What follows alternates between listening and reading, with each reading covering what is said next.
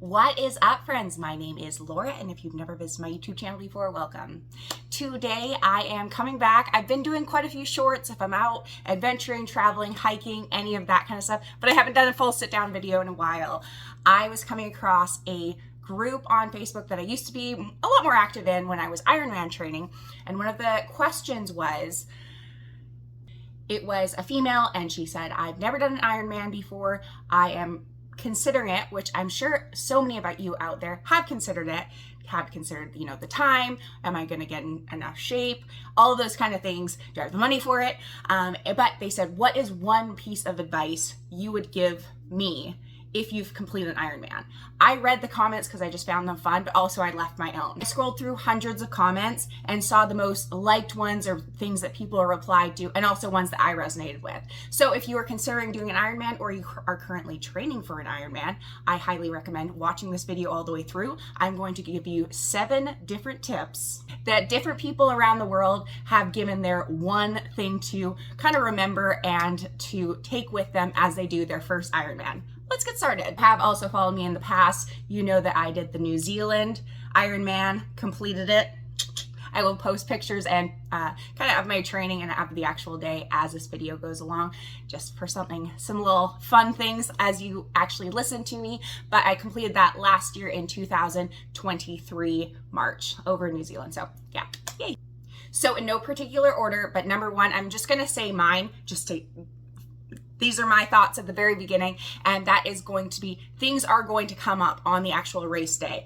You have all of the luck in the world if the day went completely smoothly. So realize ahead of time, nothing's going to be perfect, and all you have to do is try to keep that positive attitude, try not to get you down. I will say, obviously a flat tire is very, very common. Multiple flat tires. I will say I was so lucky not to get a flat tire, but a lot of different things occurred. One of them, and I was told going into it, was going to be, it is such like a cluster at the very beginning of the swim, and Ironman New Zealand is actually the only Ironman out there that has a mass swim start. So everyone starts together and you're just kind of trying to find your groove, and you really don't find that, I would say, until 10 to 15 minutes in. Until that, you're just swarmed with people, and I'm not trying to freak you out, but I knew that going in, and I knew that there's probably a good chance of getting like smacked in the face. They're not meaning to, but like, don't get upset, Laura, continue.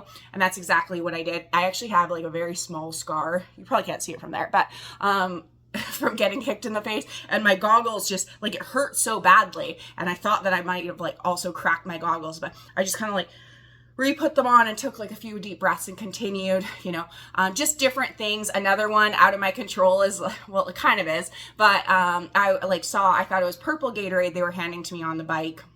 And so I went to grab it. It actually was root beer. And I know a lot of people do actually like that carbonation. It settles their stomach. I just wasn't expecting root beer, and I'm not a soda drinker at all. And it just like threw me completely off because I was like already 90 miles into my bike ride, and I just threw it up everywhere. And that's like literally one of the worst things, because now I'm throwing up all of my calories.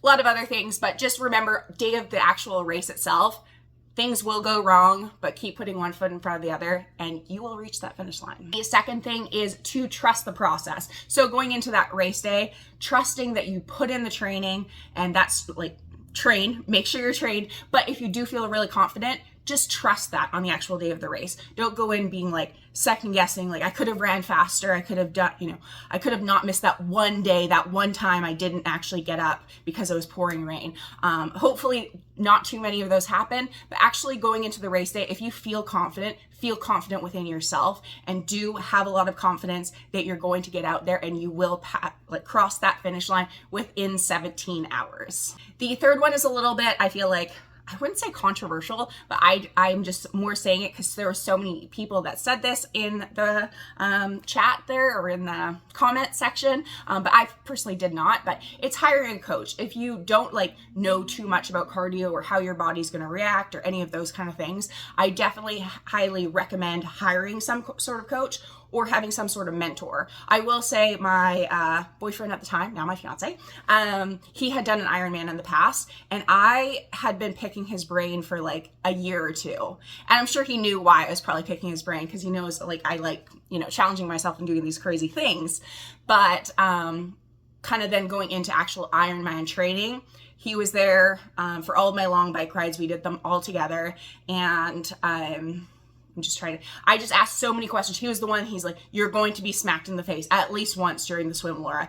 And like, just don't get upset about it. Like, they're not meaning to. Just keep, like, get into your rhythm and go, breathe.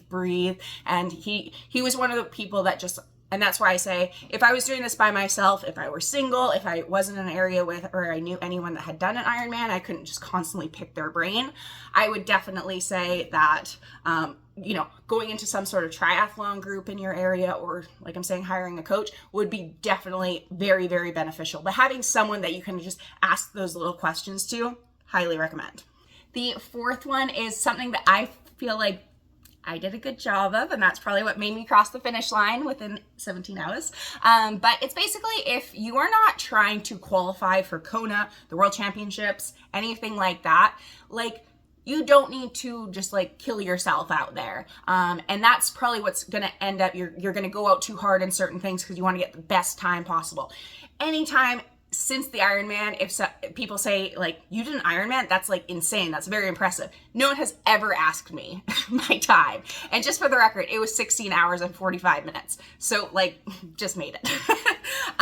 And so just one of those things, like, you're probably either going to get injured, you're going to experience way more cramps. So just take everything seriously, but don't go beyond what you've been training. Like, oh, well, normally I train at 22 miles an hour on the bike, but like, oh, I'm feeling really good for this first 70-mile lap. I'm going to push it to 24, and like, that'll really get me ahead. Don't do that. That 22 miles an hour will definitely get you within that time frame. Just do what you've been doing during your training, bring it there. And if you believe and you know you're following all of your training plan, you're following your game plan into the actual race, you'll get there, and you don't need to be injured or did not qualify just because you were switching things up. Final thing is kind of just being prepared. And I mean that with calories, meaning that with electrolytes. Of course, they're probably, I mean, I'm pretty sure all do, have Gatorade they're being able to hand to you, water that they're able to hand to you, and snacks while you're actually running. But having little snacks you're just throwing in that are high calorie. I always was someone who I had baby pouch foods that I would just squirt in, kind of like yogurt. And I would always do this every 10 miles while I was biking. I did that in training. I found them very, very easy while I'm biking, just to be able to like squirt, like keep going and then push it back in. And they're quite light. And just knowing how many calories you're probably going to need, training with those kind of foods so that you know what doesn't and does upset your stomach, and don't pass up calories. The other thing with like being prepared would be, you know, having the exact things that you know you need in your transition bag. Maybe like, for example, I wasn't going to wear a visor during my biking, obviously, but I really liked wearing a visor when I run.